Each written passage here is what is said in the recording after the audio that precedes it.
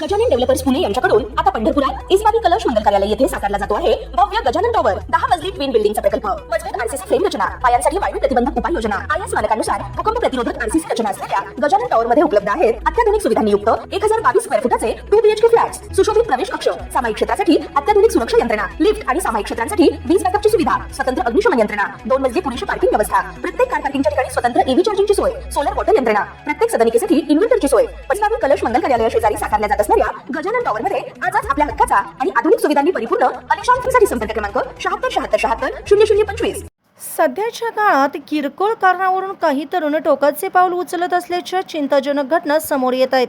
आता सोलापूर जिल्ह्यातील सांगोला तालुक्यातून एक धक्कादायक घटना पुढे आली आहे. वडील अलिशान गाडी घेऊन देत नाहीत म्हणून रागाच्या भरात 20 वर्षीय तरुणाने स्वतःलाच संपवलं. प्रयांश पोपट कोकरे असे मृत तरुणाचे नाव आहे. मंगळवारी सकाळी 11:30च्या सुमारास घडलेल्या घटनेने हळहळ व्यक्त होतीये. प्रयांश हा मोबाईलच्या आहारी गेला होता. तो रात्रंदिवस मोबाईल पाहत असायचा. तसेच त्याची सतत चिडचिड होत होती. कोणत्याही गोष्टीचा हट्ट धरला की तो त्यासाठी प्रचंड त्रागा करायचा. गेल्या 15 दिवसापासून तो आलिशान गाडी घेण्याच्या हट्टाला पेटला होता. त्यासाठी तो आई वडिलांशी वाद घालत होता. सोमवारी रात्री उशिरापर्यंत त्याने गाडीसाठी आई वडिलांसोबत वाद घातला. मंगळवारी पुन्हा तोच वाद सुरू झाला.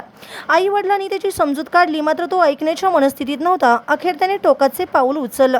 घरातील किचनमध्येच सकाळी 11:30च्या सुमारास गळफास घेतला.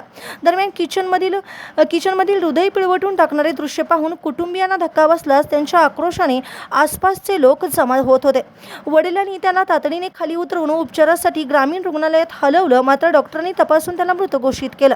या घटनेने परिसरात हळहळ व्यक्त होतीये. तसेच मोबाईलच्या व्यसनाबाबत गांभीर्याने विचार करण्याची गरज व्यक्त होतीये. ताज्या घडामोडी पाहण्यासाठी आमच्या YouTube चॅनलवरील PVR म्हणजेच पंढरी वार्ता या न्यूजला सबस्क्राईब करा आणि शेजारील बेल आयकॉनवर क्लिक करा.